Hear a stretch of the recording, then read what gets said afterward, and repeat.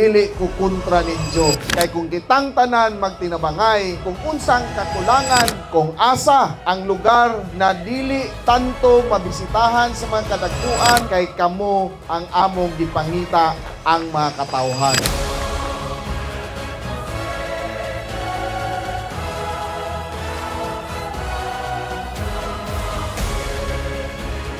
Mga kaigsunan, tuguti mi na magpasalamat ninyo sa inyong presensya aron amo yung mapaabot ang serbisyo gikan sa provincial government o sa kalain-laing ahensya na miduyog namo dinhi tungod kay ang among pangandoy na ang atong serbisyo moabot gyud sa mga kasuksukan sa tong lalawigan sa Bohol. Pero kaning ato, kung asa ang lugar na dili tanto mabisitahan sa mga kadagkuan, dili maabtan sa mga serbisyo sa mga kadagkuan, naami anang dapita kay kamo ang among gipangita ang mga katawhan.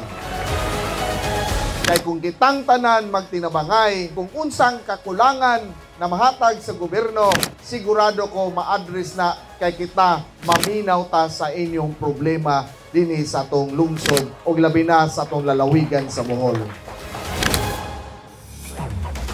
So mao naman kaigsunan, dili ko kontra ninyo, kaalyado ko ninyo, ug naa ko kanunay maminaw ninyo na ako makaigsunan na mga katawhan dinhi sa lungsod. Mao na, Abante Bohol, daghan-daghan salamat.